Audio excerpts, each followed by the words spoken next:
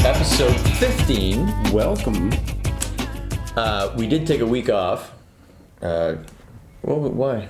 Oh, because last week was Easter. We canceled Easter. Bunny rabbit. Bunny rabbit time. You had to go and hide all sorts of eggs around the neighborhood and etc. I have children 24 and 18. They still expect to be finding chocolate on Easter morning. So we go and purchase tons of chocolate. Of course, with their masks and everything. But when I showed up coronavirus. When I showed up this morning, you still had the bunny rabbit costume on. You've just taken it off for this start of this video. So you've been wearing it all week. It's what we call furries. We're into it. So Easter's a good day. So welcome to episode 15, right? Did I say 15? 15. Because we did have a Captain's supplemental log this week in lieu of last week's appearance. Surely. And it was, we found a review on The Alien, the Rabbit, and the Monkey. And so I made a small little episode, and maybe somebody has seen that. Probably not. I think there's one view, and that's me. Probably not. So there you go. So this is episode 15. We're moving on. The last song we heard was, what is it called? The country song, I call it. Gosh, I don't know what I titled it. I'm bad with titles. I'm not. You think people that are doing a podcast about a series of an artist would have at least the song titles maybe straight? That's not our way. I don't know. No. So, anyways, we're going to move on. What else? So let's just touch briefly on the coronavirus update. Where are we? I think we are at a stage where the Americans have the best person possible in the universe to be running things right now, and they should be all very lucky. Who knew? Who knew? Who knew coronavirus could be deadly? Who knew? Sure, I guess it just depends. Hopefully if things get back together sooner than later, but I guess it all depends on our ability to test people. And apparently, sounds like a pretty gruesome test. They stick that thing right up inside your brain. Like I've seen guys in the sideshow they got sticking stuff in their nose and down through their mouth. They've got it down to one probe. So it is what? It's like April 18th or something? 19th? April 19th, 2020. Oh, we're almost coming to 4/20/2020. 4/20/2020. That's cool. Yeah. Everybody's going to be having a good time, aren't they? So we are still in the middle of the coronavirus lockdown, although I'm hoping that things ease up a bit. My livelihood is predicated on live events and music festivals, etc. And right now there's a couple of them that have been canceled for me, so that's kind of shitty. But we're hoping that within a couple of months we get back to some semblance of normal.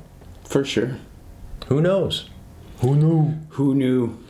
So, on to bigger and better things, which is The Alien, the Rabbit, and the Monkey. Let's go. What do you think? We just bang into a song and we'll talk about it after. I'm curious as to what the next song is after the song that I can't think of the title was. Well, this one I won't know the title even when we're doing it. And I can't really read the thing as we're doing it. But let's just bang into it and see what happens. Bang into it. Getting to swim and fishing to fly, la la la la. It's not the same without your love. The mountains are deep, the valleys seem high. Nothing's the same without your love.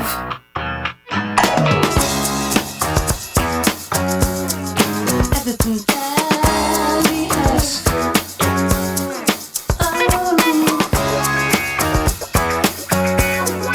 Everyone's second best. The sun crash of rain.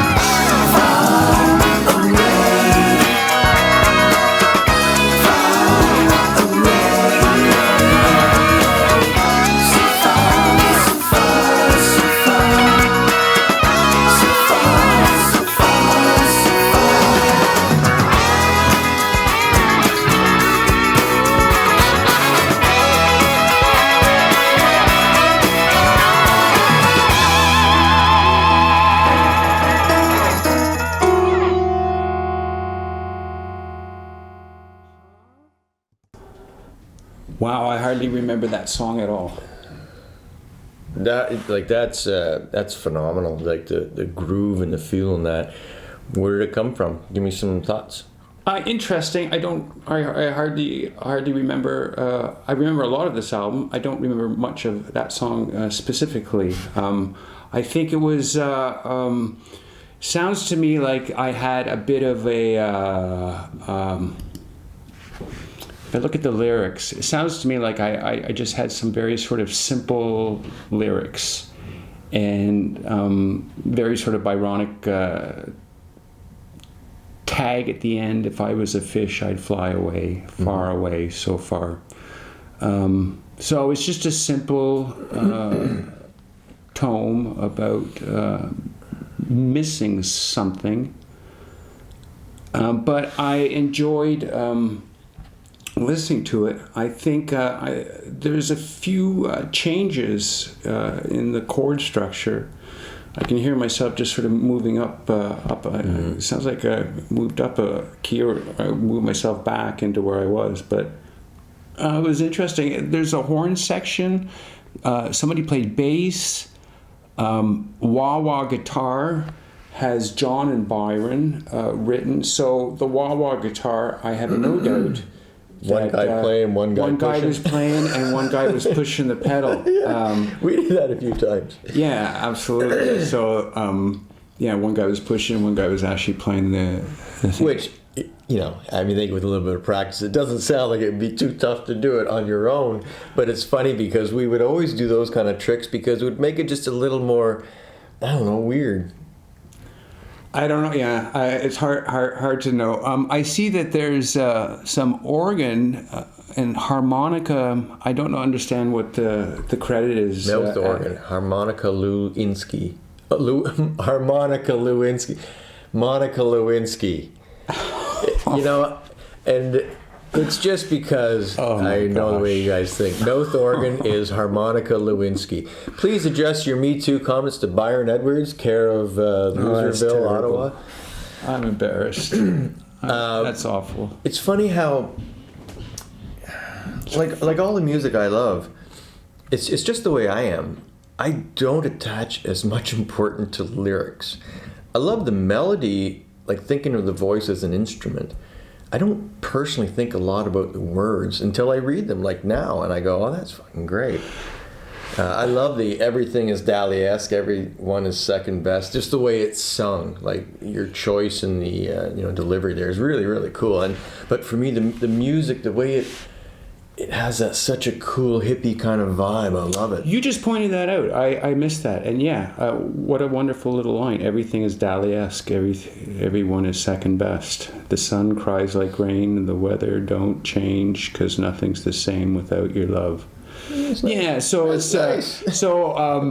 I Love You has been done a billion times, and just trying to find a sliver of a different way of making it simple and saying I love you or I miss you.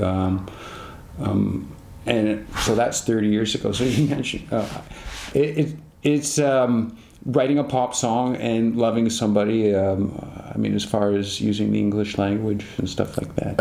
Again, I guess it would be the Jive Wires, their leader, that is charting this stuff for you, because those subtle horns, the way they bring them in, it's just genius. It's beautiful. It's just the tapestry of this song. Yes.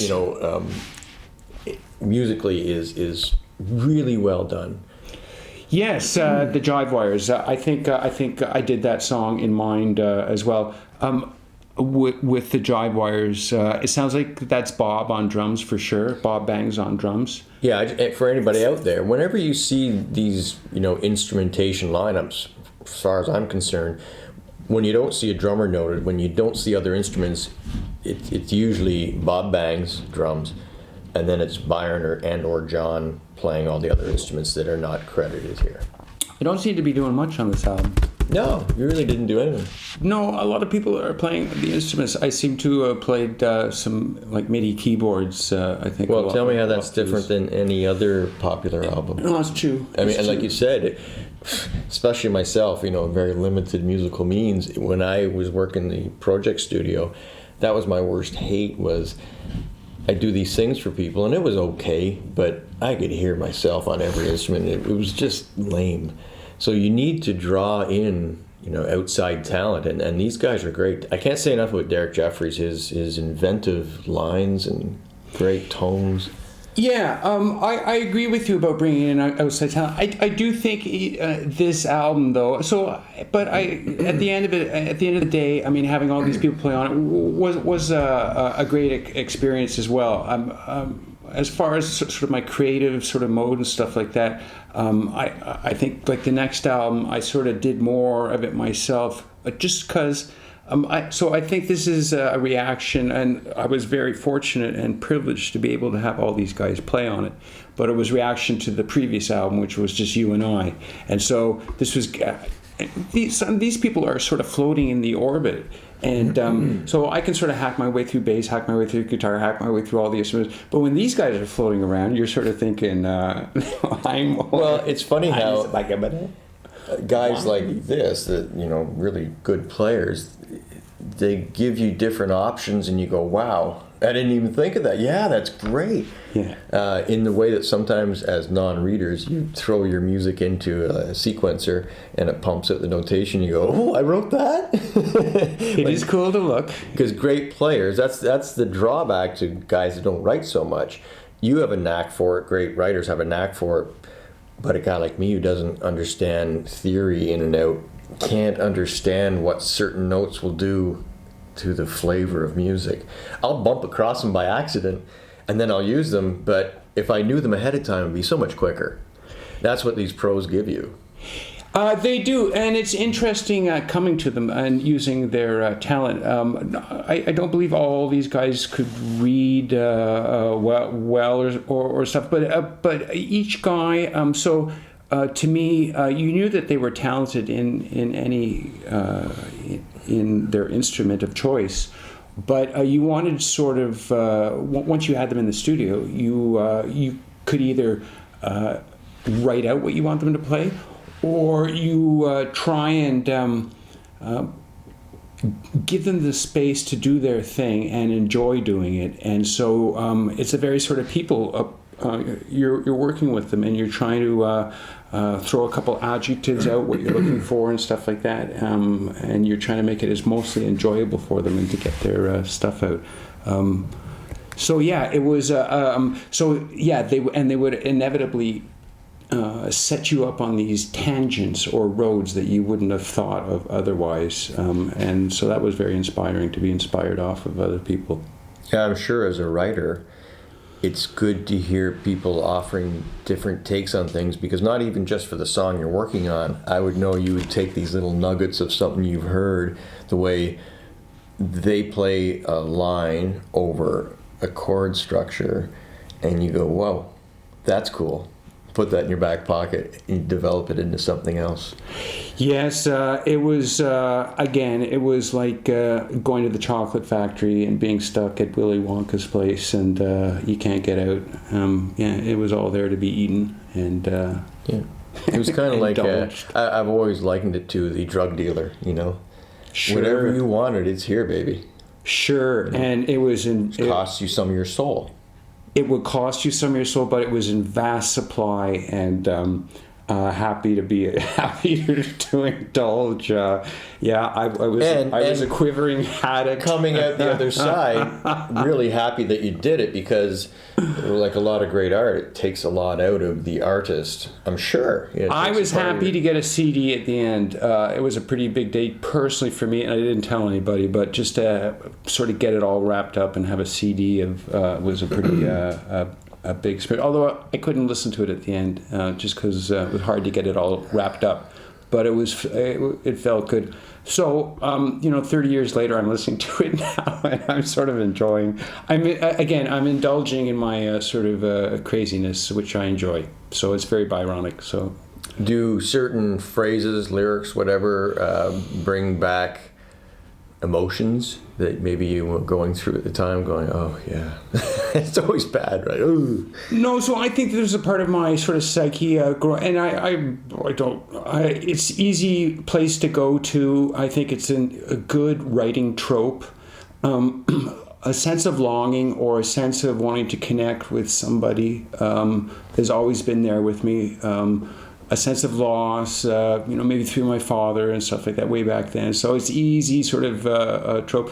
And unlike you, these things, looking at them, they do mean a lot to me. And as I've grown older and stuff like that, gone through more experiences, I can feel the hair on my back stand up every time when I combine my music with my lyrics and now my video stuff. Absolutely.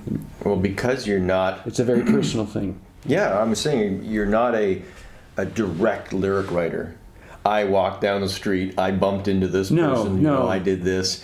No, I'm very sort of Dali-esque, I would guess. Exactly.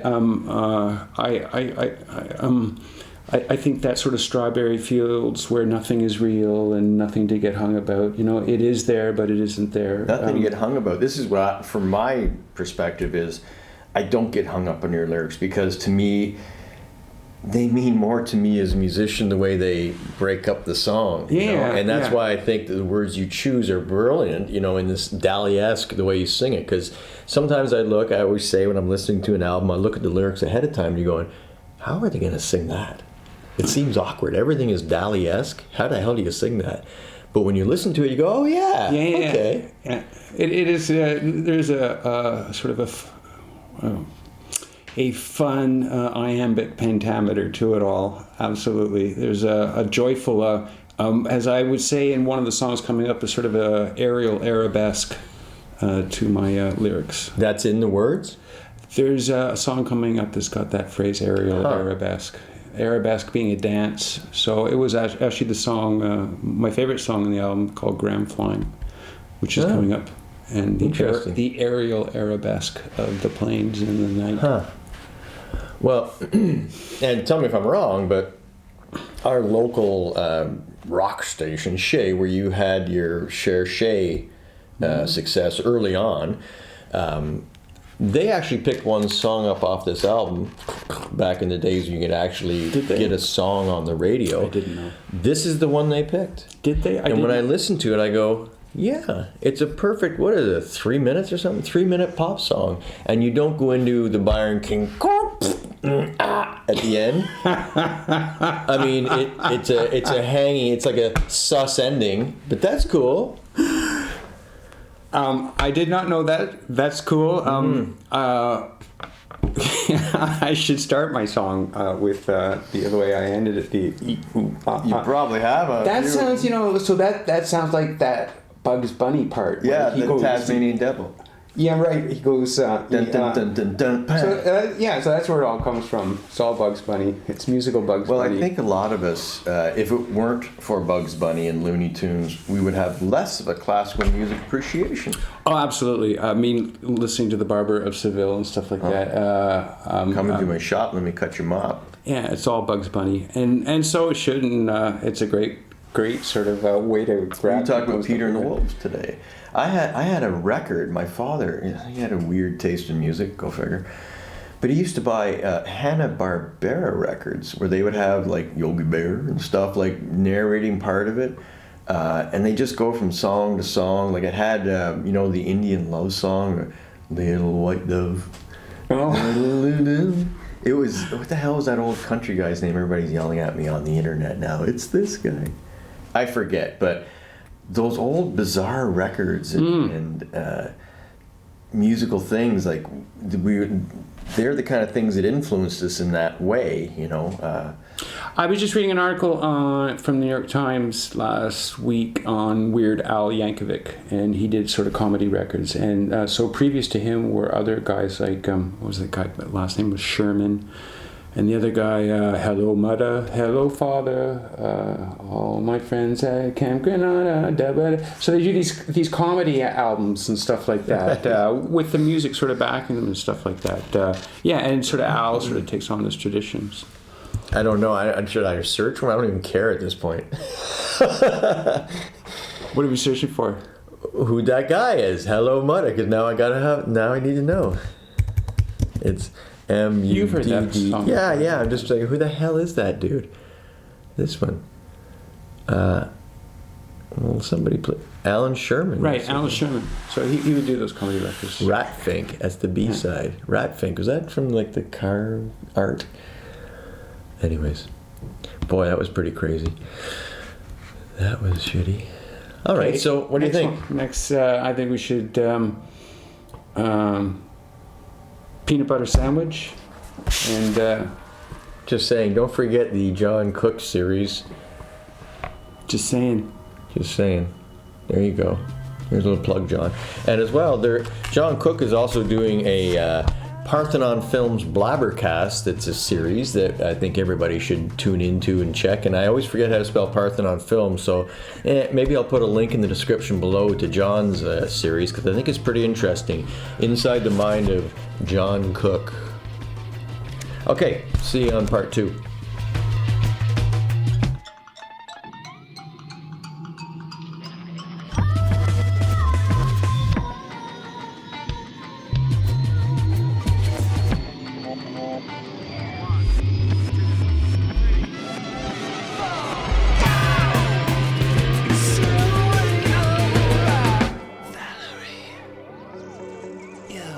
Every single ball, you've been discombobulated, so frustrated, so much more.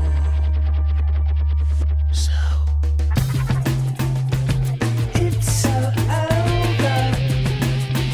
It's 6 miles over. It's so way over. I'm excited. Welcome back. What's up? We will be moving on to a new song pretty soon.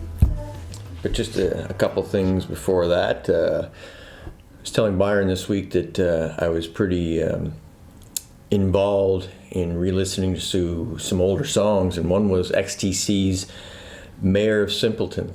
I highly suggest going and listening to that again for the production values, the backgrounds, the structures, the chords used. Genius, Andy Partridge, sometimes XTC is a forgotten band. Yeah, and not only Andy, and I forget the guy's other name. I know that mostly, but it was the bass player, and I don't know what his name was. There's a song on that album, as I was telling you, something about the boat. The bass playing is just ridiculous. Anyways, The Mayor of Simpleton, yes, I agree. It's just a wonderful song. And the first thing I thought of when you mentioned hearing it again this week was I always loved the bass part at the end, and just him sort of going up the scale and stuff like that. And so jealous every time I hear it, because it sounds like if you were actually playing the song, it'd be so fun to just start moving up the neck and just finding out all those notes. But a real trip fest. What a wonderful, and then lyrically it's so simple, but it's so beautiful about.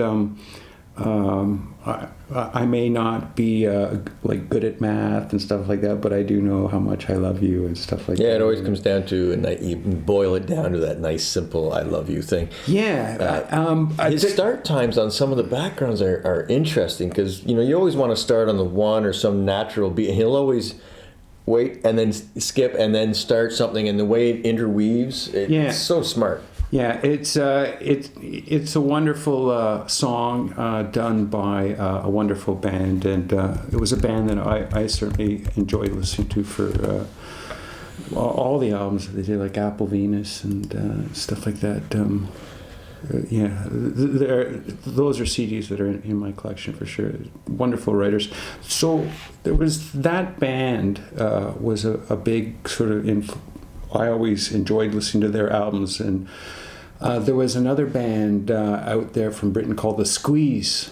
Oh, and just Squeeze, right? Yeah, and they had a band. The Squeezes. The Squeezes. You're right. Irregardless.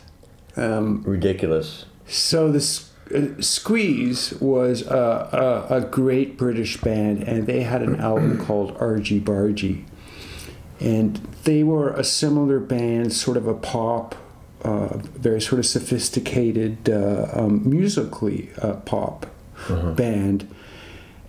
And their album Argy Bargy was a great influence as well. It still has a spot in my CD collection.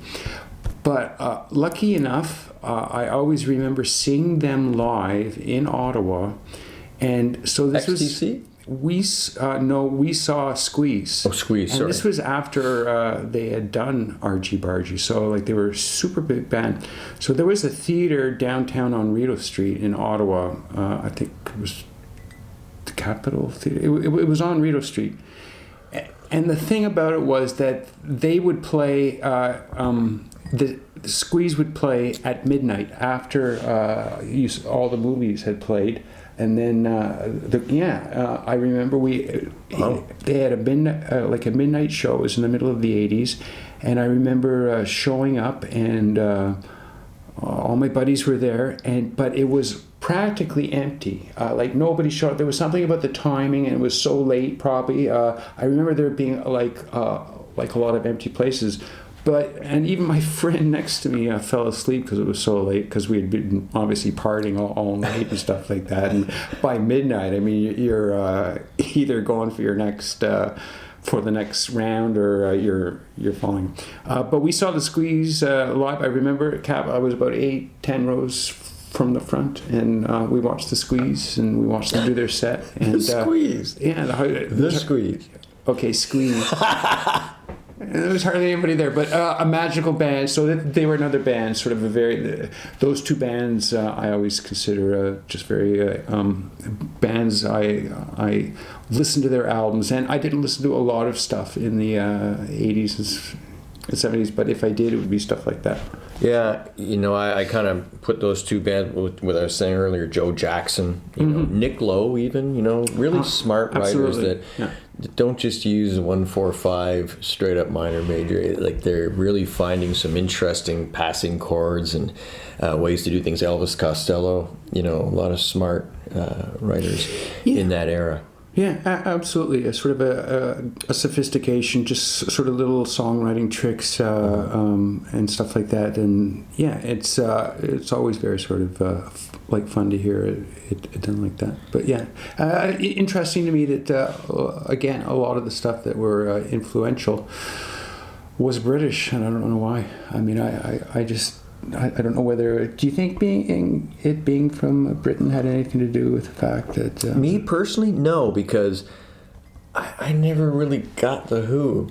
I mean, yeah, I liked some of their songs, but so it's a style of music that I think if you were a big Beatles devotee, you started going down a certain path. Where we start looking at these more sophisticated British writers, they're doing that. Like Eric Clapton, for me, he's a great guitar player, but I never subscribed to Eric Clapton's God. I was more into the inventive production writing guys. Right, and I'm only making the point that I find it infinitesimally interesting that this British sort of wave, what is it about this island specific that there's so many bands that come out of there? But I think you could also make the argument there's just as many from America. Like if you just started going down a list of I appreciate as well just a certain influence they had, I think, of growing up and understanding music the way they understood it was just a little different than ours. And because maybe cultures are a little older there, they do embrace, like we always said, it seemed like Paul McCartney, growing up, you just learn to play piano, you learn to play a number of different instruments, and you learn more interesting chords than just the standard stuff that if you were learning guitar from Green Day you would get. Right, but again, I will say... No offense to Green Day, just saying. No offense, obviously, but the bands that we just talked about, XTC, are all British, and I will say, like, there's not. You were saying there's other parts, but there's not other parts to me. It was all British. It was. I don't know why it was so influential. I can think on my other hand. So maybe it was a lot of sort of the California stuff, like the Fleetwood Macs, Crosby, Stills, Nash Young. All that sort of stuff, but to me that was an influence, But the profound influence was always those bands. Those were the sophisticated. There was something about it being British that just sort of had this patina of sophistication that would not translate sort of in this continent, at least in my head. Right, and I think everybody in North America is susceptible to that. Absolutely, somewhat, absolutely. right? But it's just crazy to me. It's just crazy to me. They must be smarter. It's just crazy. Like talking about exceptional societies, and I just wonder. I would have no problem saying that they are exceptional culturally. Yes, I would say historically you're correct. I think, like a lot of modern society lately, they've taken a bit of a battering, over certain hypocritical situations that may have flown 100 years ago, even 50 years ago. But now it's not so much. I think the entire world's population is seeing through a lot of these hypocritical, hierarchical societies. And there you go. There's a political manifesto for today. Which reminds me. But really what we're all about is the music, right? But I do agree. And I think I mentioned those bands from England more because they're all from England. And if you're liking the Byron stuff, these are bands that you will see in the same milieu, if you will. Hieronymus Bosch. Is that Groucho Marx? No, he was a Finnish artist from the 15th century. Actually, his 500th anniversary was, I think, last year. How many albums did he do? He didn't, but he was very sort of Dali-esque. He was sort of maybe that's how Salvador was influenced by a lot of Hieronymus Bosch paintings. But he's famous for sort of paintings like Garden of Earthly Delights. When you're talking about ecstasy, that reminds me of that the song. Just sort of grotesque creatures in the Garden of Earthly Delights. It's Hieronymus Bosch. Here's a little lesson for everybody. Name your son. Hieronymus Bosch. It does sound like a Groucho Marx character, like in The Great Dictator or something. Yes. Well, so my mother is into crime novels, and there's a series of novels about a guy named Harry Bosch. I think that's taken off Hieronymus Bosch. Harry Bosch. Nothing like a Harry Bosch. Okay, next song. Okay. All right, so we're going to have to just sort of find the next song here. So I'll just probably fast forward through this part. I can't wait.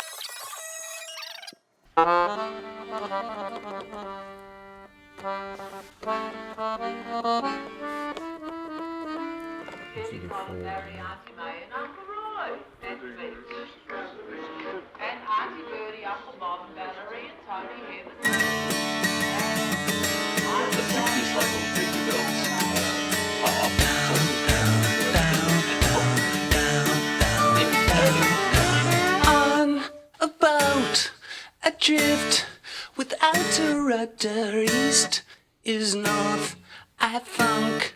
I'm not so certain. The captain's strange, his mates deranged, and the sand land. Oh yeah, I know. Bobbing on the waves, the captain speaking. I regret to say our boat is leaking. Davy Jones, welcome to Doom for a drink.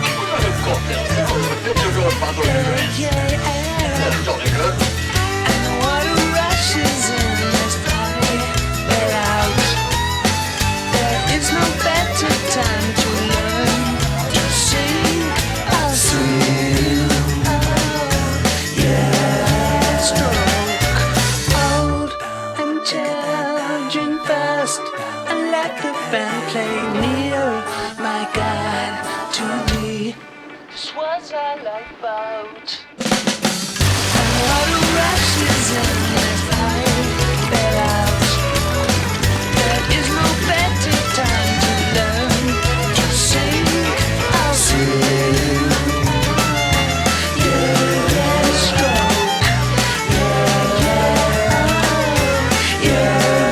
Stroke. The axis is plotted 90 degrees upright from it.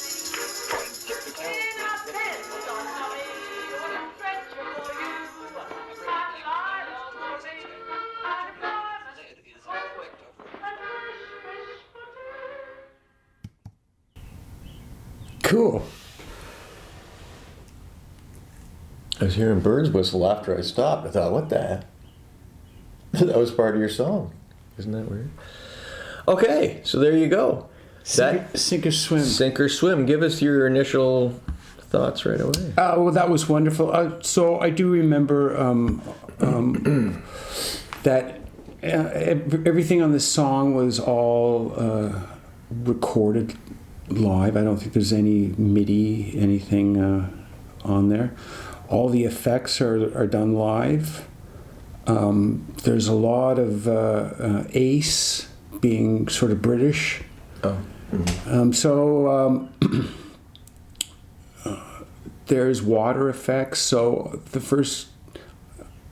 I remember doing water effects and not trying to wreck John's Neumann microphones while we were splashing water around and stuff like that. Were you telling me you had straws in the water?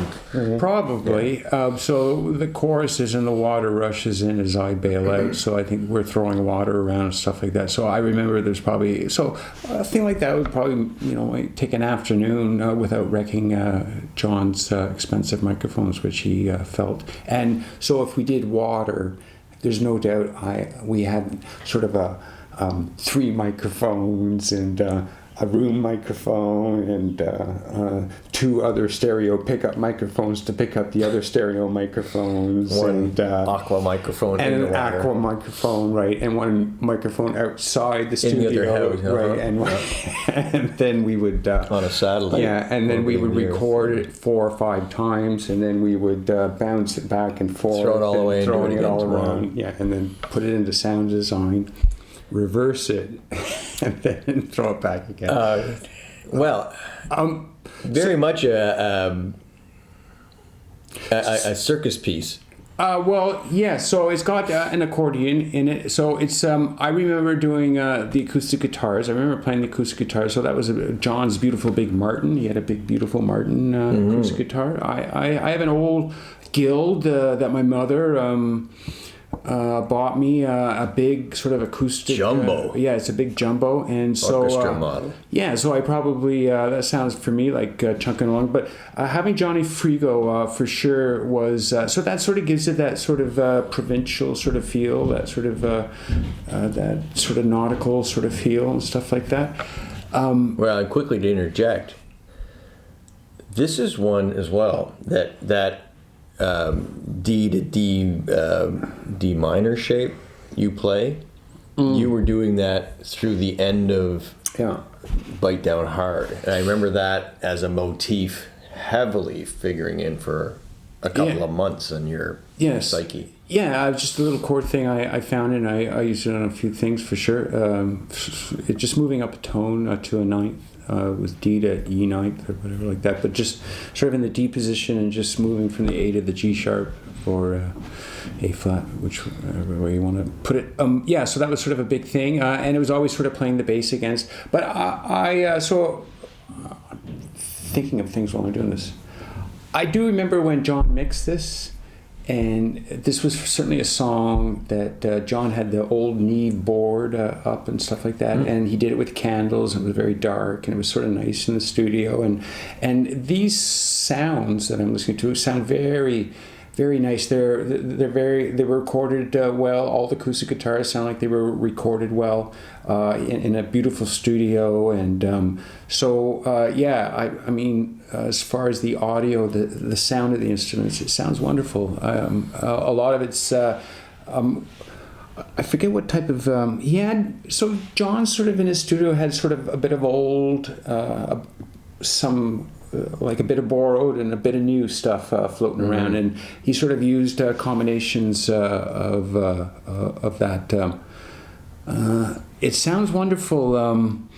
I ended up doing this song. So out of all the songs on this album, when I went and did a live thing on television once, There is a live version of this on television. Is this the one I have? Yes, that's the one you Okay, have. I'll get that done. So there is a live version, and so I did this in a TV studio in Ottawa, and I also did it in a TV studio in Edmonton by myself.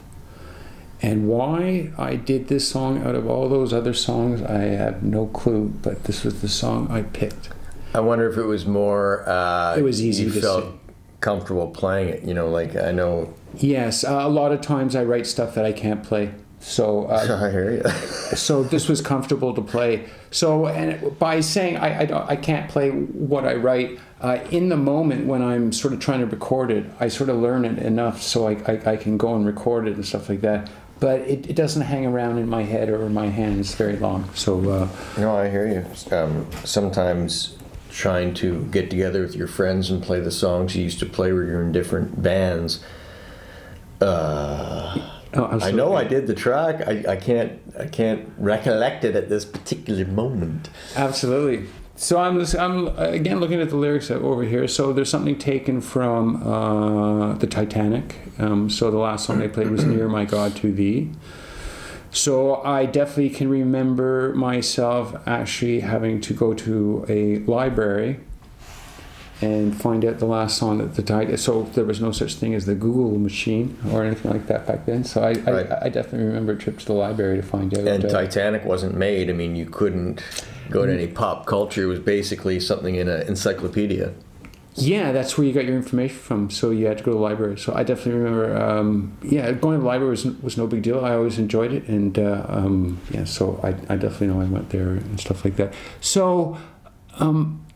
Why sort of a nautical thing? I think it's sort of a sea shanty. I think I grew up listening to, there was a TV show on CBC that would play before Disney World on Sundays. It was the Irish Rovers. And so there's sort of a big sort of culture, especially the Atlantic coast and the Pacific coast in Canada, sort of sea shanties and all those type of things. So I remember the show. I'm sure we all remembered the show.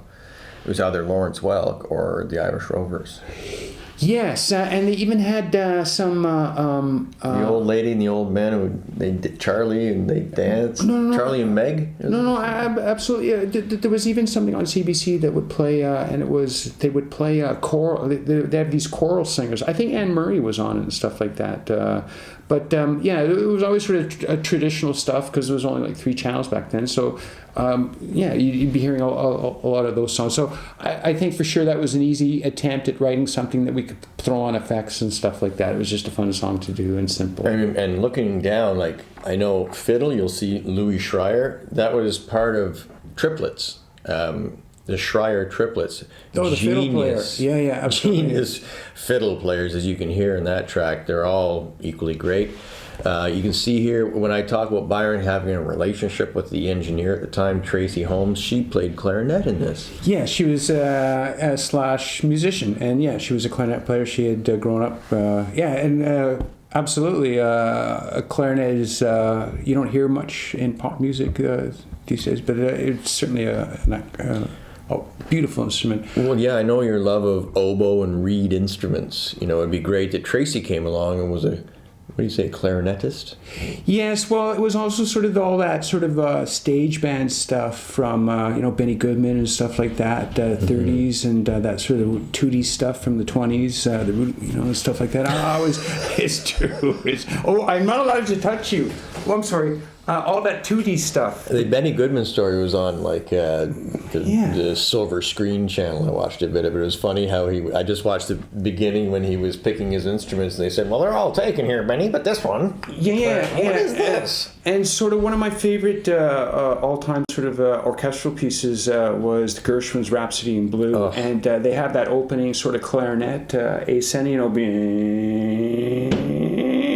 sort of it goes up. It's the intro to with the piano part. And the way the orchestra plays off it. It might be the greatest piano piece ever written, I think. Yeah, I've got several versions. But my favorite is Zubin Mehta did a version for Woody Allen's film Manhattan. So it'd be 1977. And one of the great things about that film was that it was recorded in black and white, and all they did was just beautiful shots of Manhattan and the bridges, and they played like the Rhapsody in Blue song versus it, and they were just sort of changing screenshots as the temps were going and stuff like that. It was just a very memorable piece, and especially I always remember that movie. But yeah, so clarinets, and even clarinet, I remember in stage band and stuff like that, and orchestras, seeing how sort of the reed section worked. It wasn't also clarinets. It was all the reed instruments and stuff like that. Such a beautiful tone, and of course from clarinet, people usually learned how to play the sax and stuff like that. So. Yeah, it was great. JC knew how to play clarinet, and I noticed J.P. McDonald sang some background. Yeah, I think when we digitized that piece, he was with you, wasn't he, on one of the TV appearances when you did that? He was. So I think there's J.P.'s in that TV thing. Tracy's in the TV thing. I'm there. I don't know. Beth Henderson, I think, Beth was Henderson, one of them. and yeah. Was Bob with you? I don't know. Can't think. Don't know. Anyways, just great. Great instrument selection, great interpretation, and I know that it would be a personal fave of yours, because I always say if you gave Byron the option, he'd probably always opt for this kind of stuff, which is more, I don't know, it's almost visual music, you know? I say it's circus music. It's using different kind of instrumentation and running away with it, and this album gets into that a little bit with this song. Yeah, as the deeper we get into this album, I get more interested in sort of the esoteric sort of sounds. It isn't sort of a rock album at all in any way, shape, or form. It's just going into this other sort of deep into this sort of freak void. Well, this is almost the Marianas Trench of that. This is not a rock album. Yes, and it's wonderful. I don't know where the hell it's going. I'm almost excited to know what the next song is, which will be next time. But well, it's interesting. A little part, because I spent some time putting out that definitely not the opera review this week, and in there, it's always nice. You know, just sort of go on a tangent. But it's always nice because I know when John and I would speak of working with you, we'd both say, "Are we crazy? Like, do we like this stuff just because he's our buddy?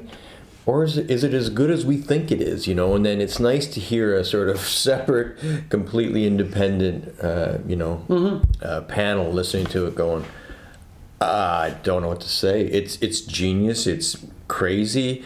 It's exact representation of when an artist isn't constrained by a record label. Like, I don't know if, you know, transpose yourself back 30 years and a record label said, yeah, let's do it. Let's do this thing. Would it be completely different? Like, I don't think there's any way they would let this album. They'd go, well, that's great, but put this over here. So didn't you and I take a trip to Toronto? Did you come with me? And we met with the bass player for The Cult. Why is this flushing back? Like, maybe it was. You and I, and so I had sent out after Bite Down Hard some kits of stuff. It was sort of like a cassette, had 4 songs on from the first album.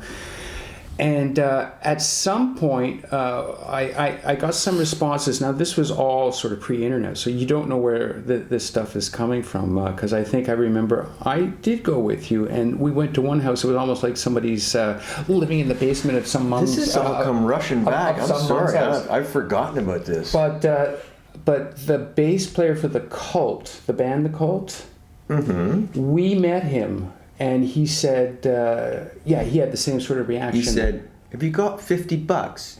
Well, it was sort of like that, too.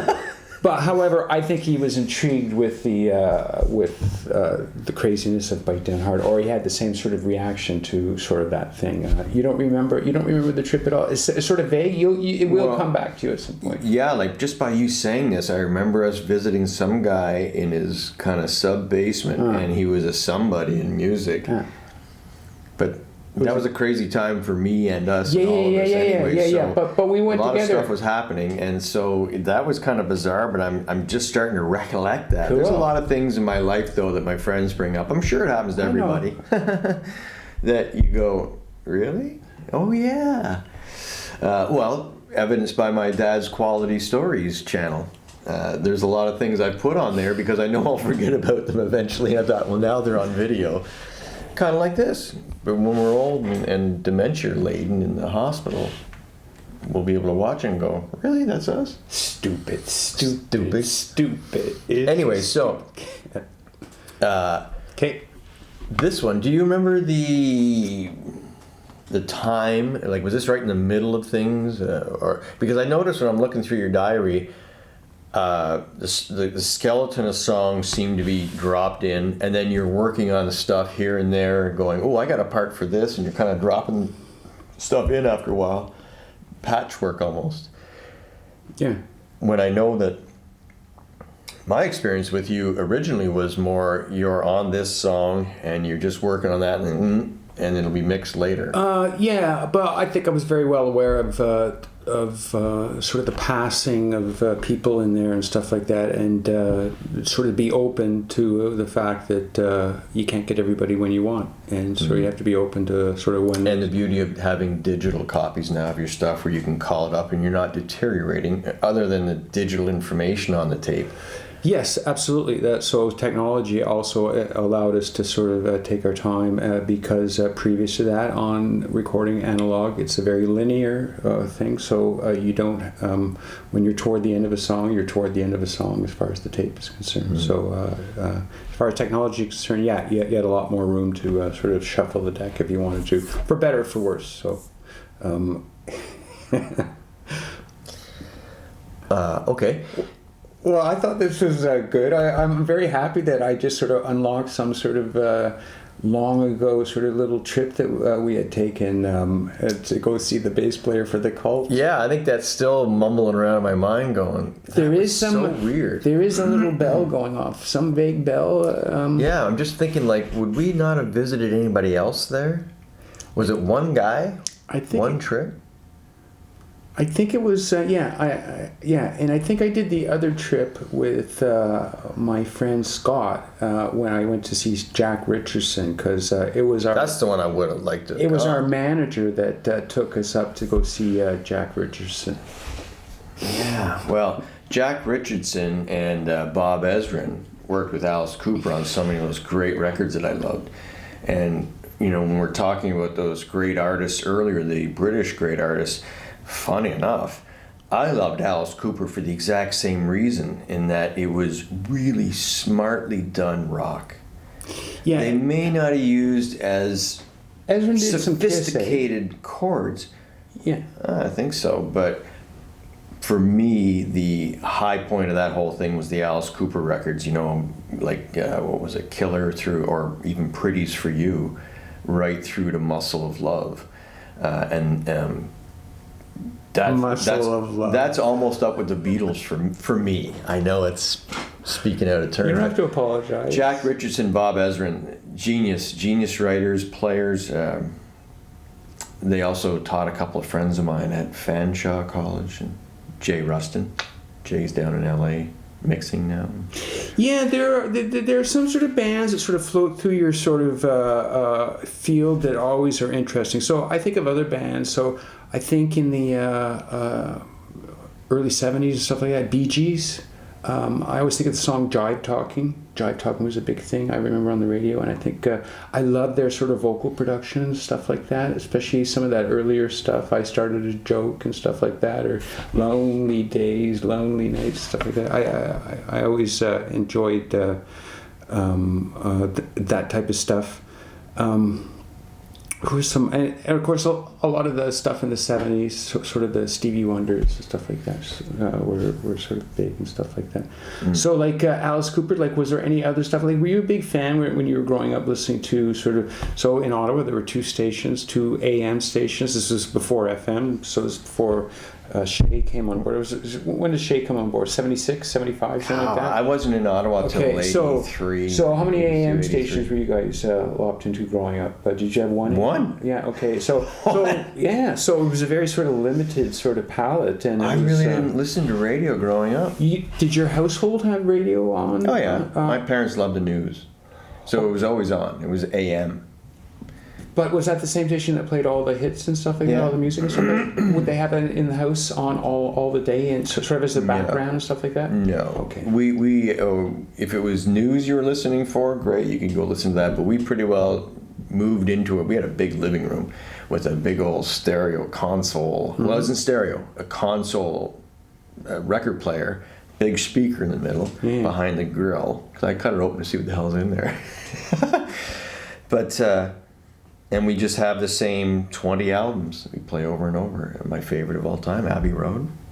But I'm sure everybody can recount their own formative years in music and the same 20 albums they listened to, and that's kind of guided them into where they are now. Yeah, I went probably deep into the Beatles. I mean, I've gone through. I've had to buy like I've worn out albums, Beatles albums.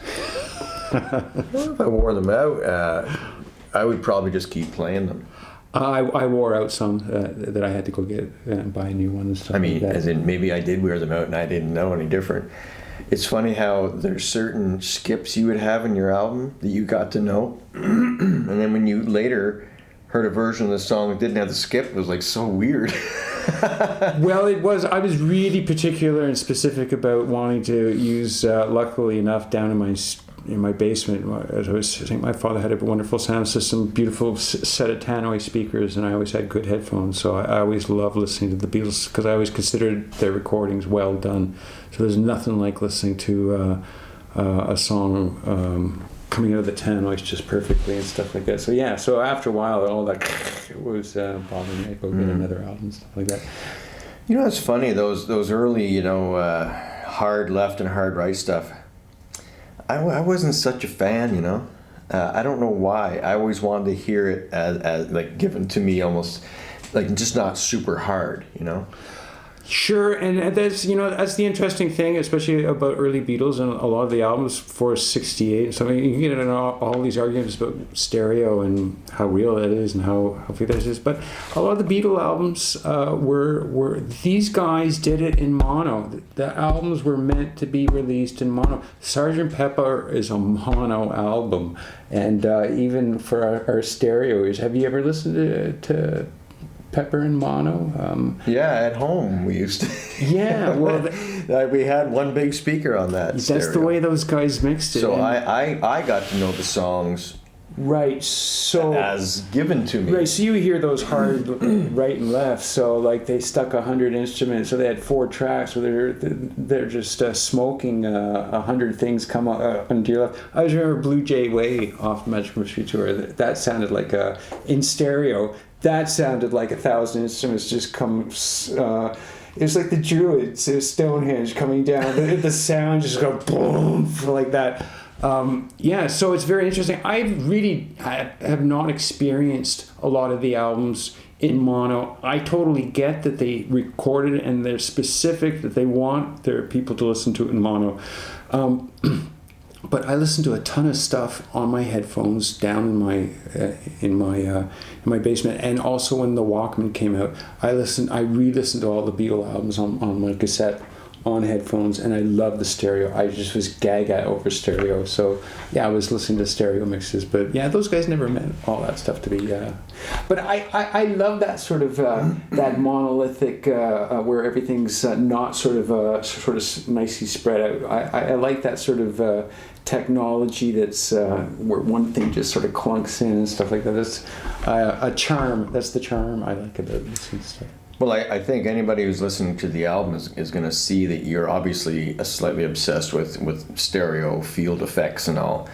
But, thankfully the song, you can still get an idea of it being presented to you. Oh, it became a problem, and it still is a big problem to me. And this is something about computers. So just having the pan thing. So, this was mixed on a manual board that you had to sort of manually fix things.